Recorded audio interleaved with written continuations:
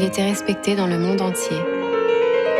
La nouvelle vague, c'était lui, Jean-Luc Godard. Monsieur et Madame Nou ont eu une fille, ils l'ont appelée Marion. Marion Nou? Oui, mon amour. Marion Nou. J'avais cette chance d'admirer l'homme que j'aimais.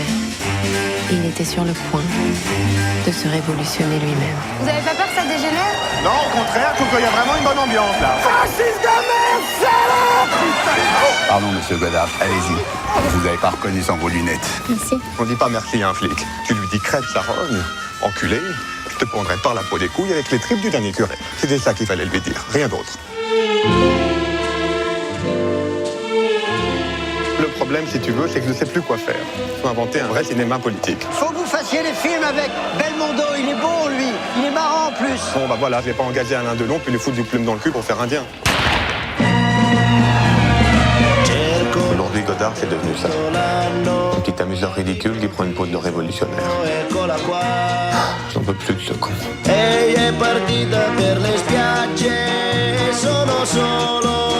Je ne sais pas bien à quel moment je l'ai perdu le fil.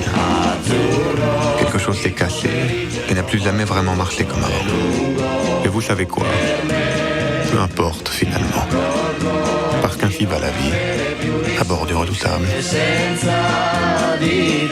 C'est une fille, on l'appellera Josette. Pourquoi? Je ne sais pas, j'ai toujours rêvé d'être le père de Josette. Que vous êtes bête, monsieur Godard. Ce n'est peut-être pas un hasard si l'un des premiers films marquants de l'histoire du cinéma est L'arroseur arrosé. Comme si les Lumières avaient pu pressentir que le cinéma deviendrait le lieu de toutes les parodies, de tous les clins d'œil, parfois de tous les règlements de compte. Arroseur, arrosé, les cinéastes le sont incontestablement quand la fiction se mêle d'en faire des personnages. Hitchcock, Rossellini, Wells, Griffith, Chaplin ont entre autres traversé l'écran. Godard les rejoint de façon tonitruante à l'occasion de ce Redoutable qui reste l'un des films phares du dernier festival de Cannes, même s'il en est revenu bredouille. Jean-Luc Godard semblait incontournable parce que cet homme a construit, parfois à son insu, parfois en connaissance de cause, son propre mythe. Considéré comme celui qui a révolutionné les règles de la grammaire et de l'écriture cinématographique dans les années 60, il a changé son fusil d'épaule, se tournant dès lors vers un cinéma militant à l'écart du grand public à l'orée des années 68. C'est de ce grand chambardement que parle le Redoutable, qui brasse les champs artistiques, sentimentaux, sociaux, politiques, sans qu'il soit bien souvent facile de les isoler. Il faut dire qu'au moment où commencent ce que l'on nommera par pudeur les événements de mai, Godard est à la fois l'épicentre du phénomène et en perpétuel questionnement. S'il donne le sentiment de rire de Godard et non pas de ricaner, le distinguo est indispensable.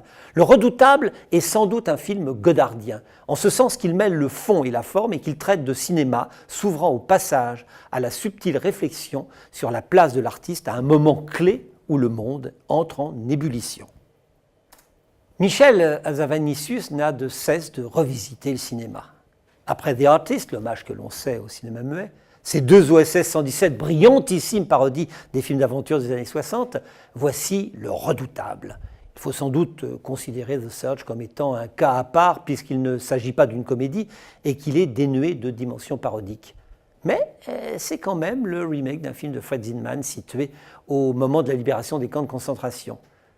Cette cinéphilie boulimique, ce plaisir de l'hommage irrévérencieux, c'est ce qui permet à Hazanavicius de fouiller la forme de ses films, d'en bricoler les codes esthétiques. Ainsi, le cinéaste ne s'est pas privé pour mettre en scène Jean-Luc Godard et de le faire à la manière de Jean-Luc Godard. Les emprunts du film sont des clins d'œil amoureux adressés à un cinéma en liberté, sertis au cœur d'une époque riche en couleurs vives. Les citations ciblent parfois une séquence précise d'un film de Godard, comme cette scène d'amour en noir et blanc au montage très serré, clin d'œil évident à une femme mariée. Mais de façon plus globale, c'est tout l'univers esthétique du cinéaste qui est remis ici à l'honneur. Idem pour ce qui est du ton général. Godard aimait les seconds degrés, les apartés avec le spectateur, les commentaires sur un film en train de se faire, et c'est également le cas de Michel Hazanavicius lorsqu'il met ses personnages à nu dès lors qu'il pose la question de la représentation de la nudité à l'écran. C'est naturellement un régal pour le cinéphile. Un autre film aurait-il pu se faire avec une personnalité du cinéma différente? C'est possible. mais il n'est pas douteux que l'auteur d'À bout de souffle possède des qualités romanesques dont la plupart de ses petits camarades sont dénués. D'abord, c'est une icône, y compris pour nombre de ceux qui n'ont pas vu ses films, le représentant d'une certaine conception du cinéma et partant de l'art et de sa place dans le monde. L'homme lui-même est un personnage. Son physique, sa voix sont immédiatement reconnaissables. Il y avait une vraie tentation ludique à vouloir le retrouver, s'en moquer sans doute, mais sans jamais là non plus tomber dans la caricature. Quand Louis Garrel, qui incarne le cinéaste, commence à parler, on se dit que c'est peut-être un peu too much. Et puis, on s'y fait. Le Godard d'Hazanavicius est hyper réaliste pour mieux en saisir les aspérités, comme le faisait Norman Rockwell quand il croquait l'Amérique profonde des années 50. Le Redoutable débarque une semaine après Barbara, autre biopic d'artiste détourné avec gourmandise pour mieux parler de cinéma et en célébrer la grandeur. Avec Le Redoutable, nous sommes vraiment au cœur du sujet. On ne se rend pas compte aujourd'hui à quel point Jean-Luc Godard a pu faire couler de l'encre dans les années 60. Il était la tête de file et la figure tutélaire d'une nouvelle vague qui n'en finissait pas d'alimenter le débat. Ce n'est pas le lieu ici pour se livrer à un cours magistral sur la Révolution voulu par le signataire de Pierrot le Fou, mais son cinéma était tout ce que l'on veut, sauf pesant et théorique. Nombre de ses films sont au contraire des lieux de légèreté, d'humour, d'à-propos. Et puis, peu à peu, JLG a cessé de s'amuser, il a sans doute considéré que son cinéma relevait de l'enfantillage et il a voulu lui faire prendre un tournant clairement politique. La Chinoise, dont le film relate les régisseurs, est le dernier film du Godard d'avant, mais qui annonce quand même un peu le Godard d'après. C'est un flop, le film ne parvenant à convaincre ni les cinéphiles, ni les révolutionnaires, ni les Chinois. Hazanavicius ne cache rien de ce rejet. Il va même jusqu'à faire inscrire sur le mur le slogan assassin des iconoclastes de l'époque « Godard est le plus con des Suisses pro-chinois ». D'une certaine manière, Jean-Luc Godard a un peu suivi le chemin des Beatles, autres stars absolues des 60s flamboyantes qui n'ont pas survécu à ces derniers feux. John Lennon, dans son premier album solo, chantait « Don't believe in Beatles » pour mieux signifier la fin de tous les maîtres et autres gourous. La démarche de Godard est semblable. En fondant le groupe Dziga Vertov, il proclamait qu'il ne croyait plus en lui, ni en ce cinéma même novateur qui ne faisait qu'entériner les structures d'un monde dépassé. Godard s'est séparé en 1968, un an avant que John Lennon et Paul McCartney ne prennent les chemins séparés. Il faut dire que le tournant de 68 s'est révélé serré, en épingle à cheveux même, pour qui se targuait de prendre le pouls du monde. Car c'est aussi de cela que parle Hazanavicius, de cette période de folie qui allait perdurer quelques années, où tout demandait perpétuellement à être remis en cause, parfois de façon brouillonne, voire franchement stupide, mais toujours avec une énergie communicative. Et le vieux monde pouvait toujours courir derrière son ombre.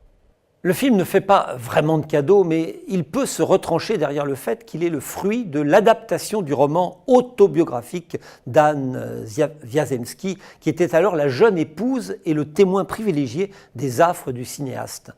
Anne Wiazemski avait été sollicitée à plusieurs reprises avant de donner son accord pour une adaptation de ses mémoires à Michel Hazanavicius, parce qu'il était le premier à lui dire que le livre l'avait fait rire et qu'il l'avait persuadé que l'on pouvait rire de tout.